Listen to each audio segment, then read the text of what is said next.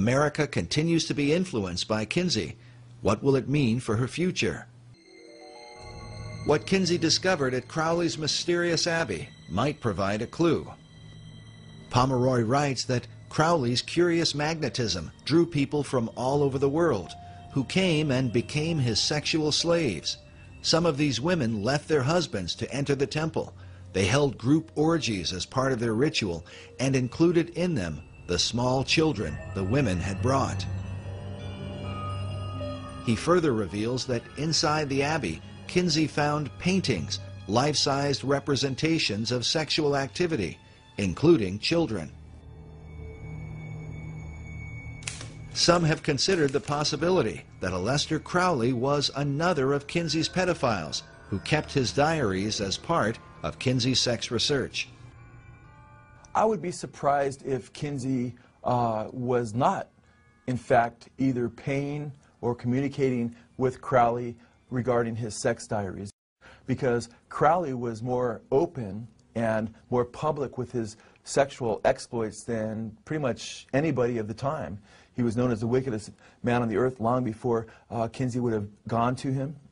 He was far more accessible than, say, a Nazi officer in Germany to Kinsey, and as ugly as Crowley was to so many people, he wasn't nearly as known, or there wasn't the reputation that there was with the Nazis.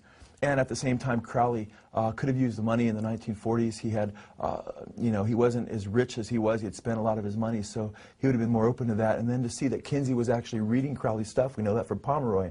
And it would be hard to believe that he wasn't already working with Crowley and encouraging Crowley to continue on with his sexual exploits. One way or another, the net effect is the same. Kinsey was fostering much of the same revolution that Crowley had begun over in England, and was helping continue what Crowley hoped would take place in the United States of America.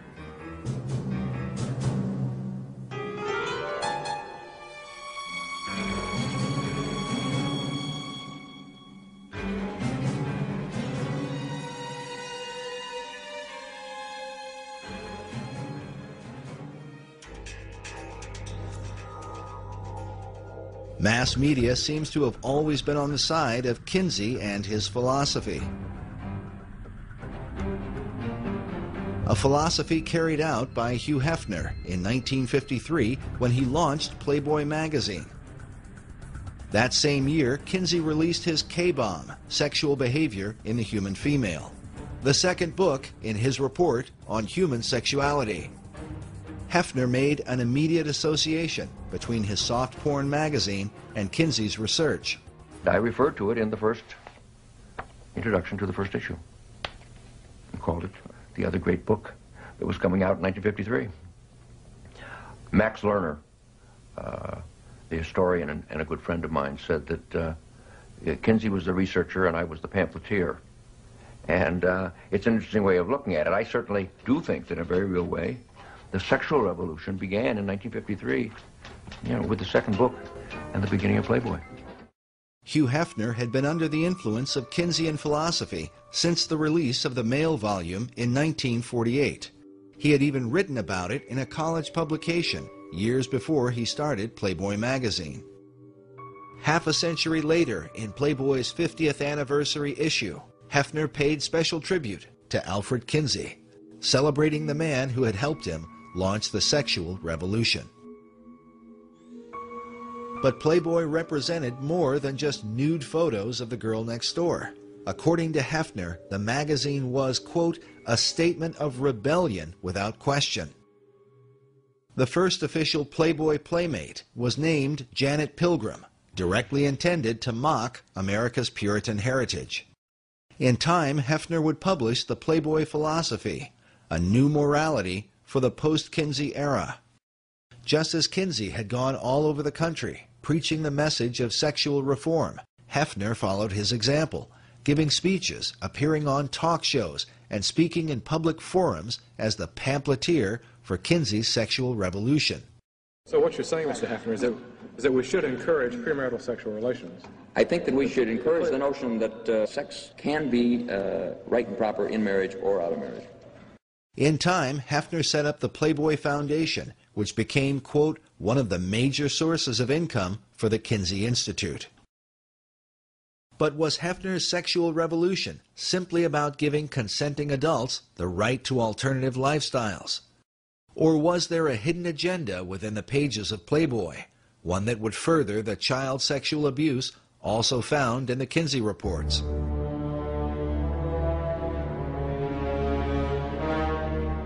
In 1983, Dr. Judith Reisman was appointed by the Juvenile Division of the Department of Justice to investigate the images in Playboy, along with Penthouse and Hustler magazines. The reason for the study was due to the rise of violent sex crimes committed by young adults against even younger children. Those who were committing these crimes were often found to have copies of Playboy and Penthouse magazines in their possession. But what could be in these magazines, often thought to be harmless, that would compel young teenage boys to commit violent sex crimes against other children? Dr. Reisman had done a radio interview with Pat Buchanan about her research into Kinsey and the soft porn industry. Soon after, she was contacted by the Department of Justice as part of a joint effort with the FBI. I got a call from the Department of Justice when they heard me on the Buchanan program, and I was saying, you're going to have an increase in sexual crimes by children against children and by adults against children. You cannot do the kind of programming of people's brains, minds, memories, and bodies. The connection between the brain goes all the way down from the retina all the way down the central nervous system and into the genitals. You can't show people those kinds of pictures and arouse them in that way and not think that they're going to act out either positively on somebody who agrees or negatively on somebody who doesn't agree. That's what's going to happen, and you just simply can't do that to billions of people at one time, to masses of a population. In her Department of Justice study, Dr. Reisman revealed that from 1953 to 1982, Playboy and eventually Penthouse and Hustler magazines had published approximately 9,000 images of children involved in sexual scenarios, an average of about 8 to 9 images per issue. And I showed the development of the child in those images, in cartoons, in photographs, and the use of the child as a sexual object by the observer, by the viewer. And I said, your average guy thinks he's buying a girly magazine, a magazine that's just pictures of pretty girls. And he has no idea that the messages that are being pumped into him, neurophysiologically, if you will, all the way down and through his system, include images of sexual assault of children. And he, as the viewer, becomes the predator. That's just the way the human brain works. The following are images from Dr. Reisman's presentation at the FBI Training Center in Quantico. Please understand, the most severe images we are unable to show you. Dr. Reisman demonstrates how the cartoon imagery of children progressed into real-life images, either of children or of legal-aged women who were made to look like obviously underage girls. Over time, the scenarios suggested greater degrees of sexual aggression and violence, including murder.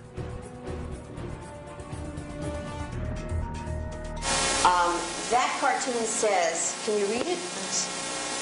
Well, anyway, it says, thank you, good night, Betty Lou, thanks for a really swell evening. Now here, we do see the penis. One of the few cartoons that we have the male penis. Of course, it appears that the gentleman has murdered Betty Lou. She's tied up in one of these leaf bags. Now, I will challenge any of you in the next week or 2 weeks or month or 2 months or 3 months to drive along a road and see a garbage bag tied up like that, a leaf bag tied up like that, and not somehow to flash back to this kind of fantasy image. Now, for you, it may not be a problem, but we have reason to suspect that for some publics, that kind of continual flashback in our subconscious constitutes a real problem.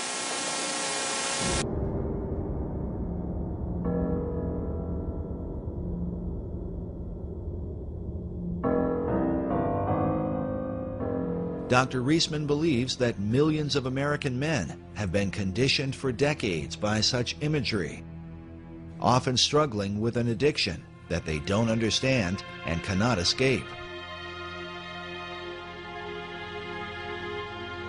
The addiction to porn has now been handed down to America's children, giving their young minds a perverse view of reality and of the relationships between men and women.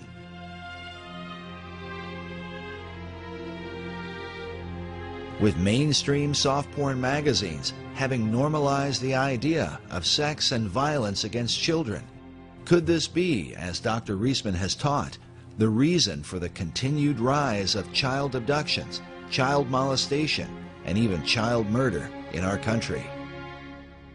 And are these materials, which are often defended under the First Amendment, the real liberty that America's founding fathers fought and died for? Something recently read on, I think, Fox News. You know, one of the newscasters there's got a blurb or an article right now on the internet. You know, are our children safe? Is this ever going to end? And I know for a fact it will not end, and it is only going to get worse unless something is done about pornography. The most damaging kinds of pornography are those that involve violence and sexual violence, because the wedding of those two forces, as I know only too well, brings about behavior that is just too terrible to describe.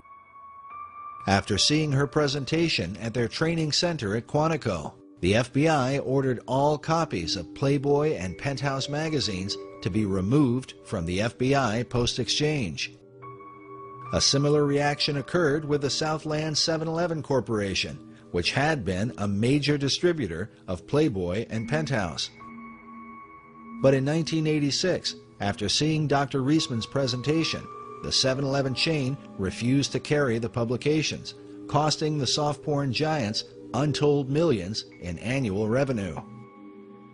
Dr. Reisman herself describes what the FBI and 7-Eleven were really responding to.